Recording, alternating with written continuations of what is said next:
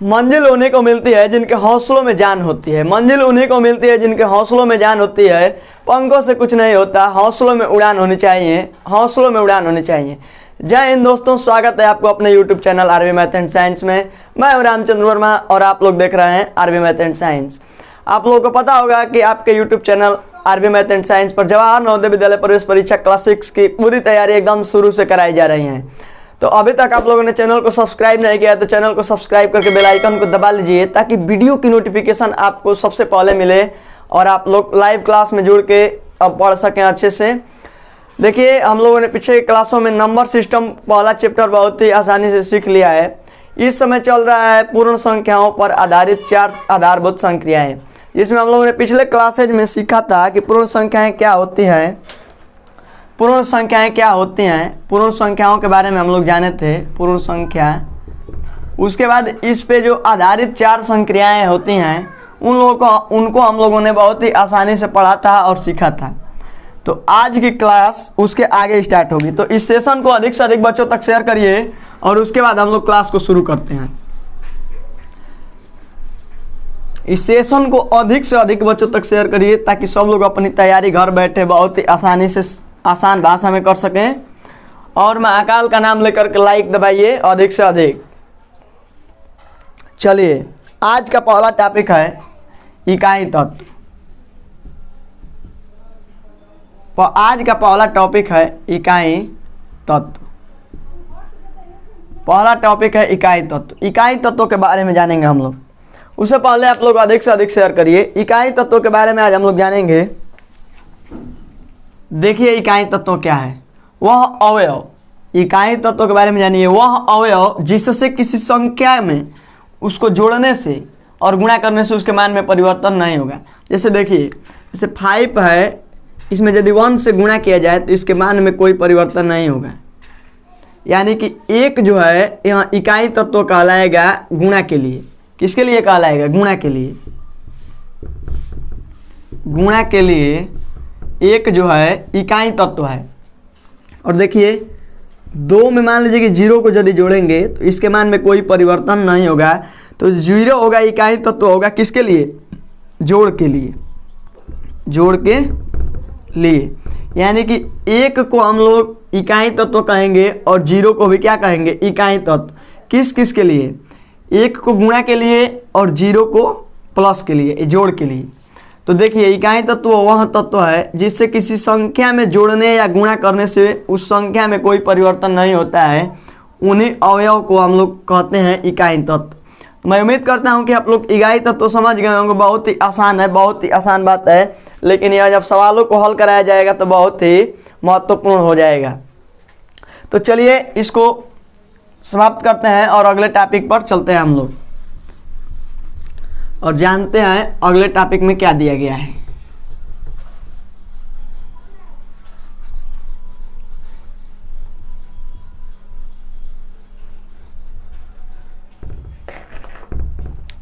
देखिए, आगे शून्य के गुण।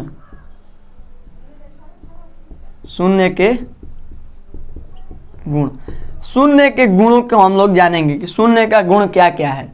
देखिए, शून्य को किसी संख्या में यदि जोड़ेंगे तो उस संख्या में कोई परिवर्तन नहीं होगा। यहाँ इसका पहला गुण है। पहला गुण क्या है कि किसी भी संख्या में आप शून्य को जोड़ेंगे तो उसके मान में कोई परिवर्तन नहीं होगा। जैसे देखिए, 4 में 0 को यदि जोड़ा जाए तो इसके मान में कोई परिवर्तन नहीं हो रहा है। किसी भी संख्या में आप 0 को जोड़िए, उस संख्या में कोई परिवर्तन नहीं होगा। और देखिए, दूसरा यह है कि आप 0 को किसी भी संख्या में से घटाएंगे तो उसके मान में कोई परिवर्तन नहीं होगा। आप किसी भी संख्या से 0 को घटाएंगे तो उसके मान में कोई परिवर्तन नहीं होगा। देखिए, 4 में से 0 को यदि घटाया जाए तो उस संख्या के मान में कोई परिवर्तन नहीं होगा। यानी कि कोई भी संख्या हो, उसमें से यदि 0 को घटाया जाए तो उस संख्या के मान में कोई परिवर्तन नहीं होगा। तो आप लोग पहले गुण को समझ गए होंगे कि किसी भी संख्या में 0 को जोड़ा जाए तो उसके मान में कोई परिवर्तन नहीं होगा, और किसी भी संख्या से 0 को घटाया जाए तभी भी उसके मान में कोई परिवर्तन नहीं होगा। ये 2 गुणों को आप लोग समझ गए होंगे। यानी कि कोई भी संख्या उसमें 0 को जोड़ा जाए या घटाया जाए उसके मान में कोई परिवर्तन नहीं होगा। चलिए, तीसरा नियम देखते हैं, इसमें क्या है। तीसरा देखिए, तीसरा कोई भी संख्या है यदि उसमें 0 से गुणा कर दिया जाए तो उसका मान पूरा क्या हो जाएगा, 0 हो जाएगा। यहाँ इसका तीसरा गुणधर्म है शून्य का। ये देखिए शून्य से आप शून्य से गुणा कर देंगे यदि 4 में तो इसका पूरा मान क्या हो जाएगा, 0 हो जाएगा। यानी कि तीसरा गुणधर्म यह है कि आप शून्य से किसी भी संख्या में गुणा कर दीजिए, शून्य से किसी भी संख्या में आप गुणा कर दीजिए, उसका पूरा मान क्या हो जाएगा, 0 हो जाएगा।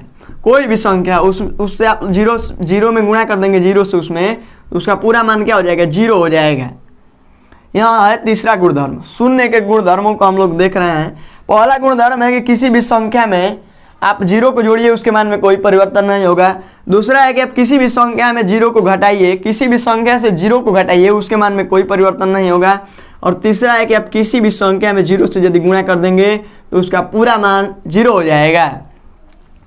चलिए अगला देखते हैं कि 4 नंबर, इसमें देखते हैं कि भाग पे 0 कैसे लागू होता है, भाग पे। तो देखिए यदि कोई भी संख्या से हम लोग 0 में भाग दें, कोई भी संख्या हो यदि उससे 0 में भाग दें, जैसे 0 है, इसमें मान लीजिए कि हम लोग 2 से भाग देंगे तो इसका जो मान आएगा वहाँ 0 हो जाएगा। कोई भी संख्या हो उससे 0 में हम लोग भाग दे देंगे तो उसका मान क्या हो जाएगा, 0 हो जाएगा। लेकिन कोई संख्या है उसमें हम लोग 0 से भाग देंगे, जैसे 8 है और इसमें 0 से भाग दिया जाए, कोई भी संख्या हो यदि उससे हम लोग 0 से भाग दे दें किसी भी संख्या में तो उसका जो मान आएगा अर्थहीन हो जाएगा, उसका कोई अर्थ नहीं होगा, अर्थहीन हो जाएगा। यानी कि जो उसका मान होगा इन्फिनिटिव, अनंत हो जाएगा। तो इस प्रकार से आप लोग समझ गए हैं कि किसी भी संख्या से 0 में भाग देंगे तो उसका मान 0 हो जाएगा, लेकिन किसी भी संख्या में यदि 0 से भाग दे दिया जाए तो वहाँ अर्थहीन हो जाता है, उसका मान अनंत हो जाता है। तो मैं उम्मीद करता हूँ कि आप इन 4 पॉइंट को समझ गए होंगे। अगला एक और पॉइंट है जो कि बहुत ही महत्वपूर्ण पॉइंट है, उसको आप लोग थोड़ा ध्यान से देखिए। देखिए 5 नंबर जो इसमें पॉइंट है, किसी भी संख्या का घात यदि 0 हो, किसी भी संख्या का घात, जैसे मान लीजिए कि 5 है, इसका घात 0 हो तो इसका मान 1 हो जाता है। अब आप लोग कहेंगे कैसे, यहाँ पूछने वाली बात भी है, क्योंकि कहीं भी आप लोगों को बता दिया जाता है, बचपन से आप लोग पढ़ते हैं, बता दिया जाता है कि कोई भी संख्या हो यदि उसका घात 0 हो तो उसका मान 1 हो जाता है। लेकिन आज हम लोग बहुत ही अच्छे तरीके से जानेंगे इसको, क्यों 0 हो जाता है, आखिर इसका रीज़न क्या है, क्यों 0 हो जाता है। तो देखिए किसी संख्या का घात 0 होता कब है, पहले ये समझना जरूरी है कि कोई भी संख्या है उसका घात 0 कब होगा, ये बात समझना आप लोगों के लिए बहुत ही ज़रूरी है। तो देखिए किसी संख्या का घात 1, मान लीजिए कि यह संख्या है तो इस पर कोई घात नहीं है तो इसका मतलब है कि 1 है। इतना आप लोग समझते हैं। अब देखिए इतना आप लोग समझते हैं तो आगे देखिए, जैसे 2 का घात 2 का मतलब है कि 2 से 2 में गुणा किया जा रहा है एक बार, यानी कि 2 गुणे 2 को हम लोग लिख लेते हैं इस रूप में, यानी कि 2 का घात 2। अब देखिए घात 0 होता कब है, यानी कि उसी संख्या से उसी संख्या में जब गुणा किया जा रहा है तो घात बढ़ जा रहा है। जैसे देखिए 2 गुणे 2 किया जा रहा है, मैंने कि इसी संख्या में इसी संख्या से एक बार गुणा किया जा रहा है तो इसका घात 2 हो जा रहा है।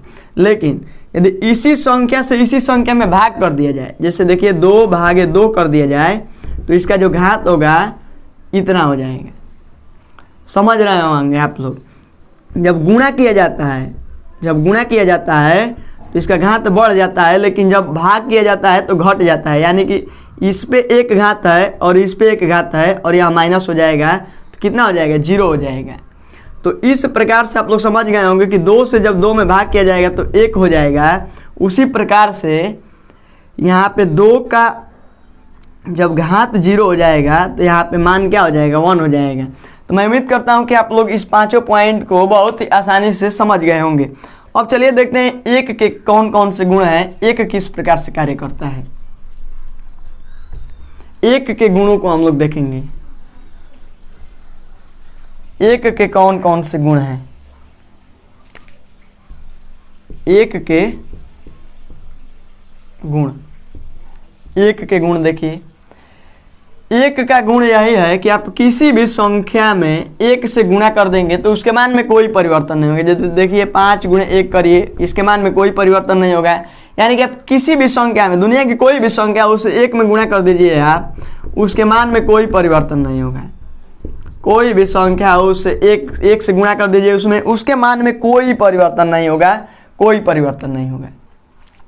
अब देखिए एक में एक होता है धन पूर्णांक और एक होता है ऋण पूर्णांक। उस पर आप लोगों को सवाल दिया जाता है एग्जाम में। देखिए इस एक को हम लोग धन पूर्णांक कहेंगे, धन पूर्णांक, और इसको हम लोग कहेंगे -1 को ऋण पूर्णांक,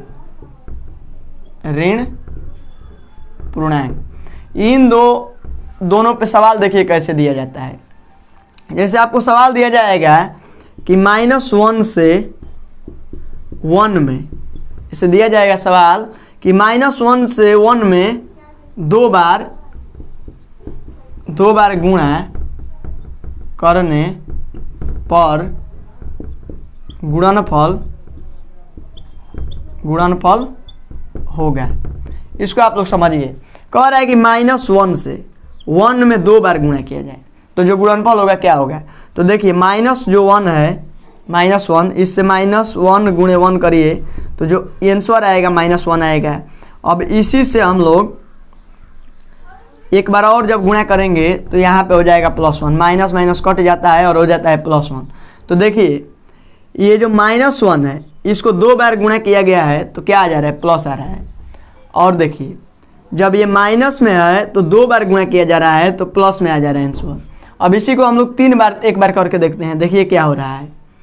3 बार मान लीजिए कि सवाल में कहे 3 बार, तो देखिए -1 गुणे 1 बराबर हो जाएगा -1। अब इसमें एक बार और माइनस से गुणा करिए -1 तो हो जाएगा +1, और फिर एक बार और करिए तो हो जाएगा फिर से -1।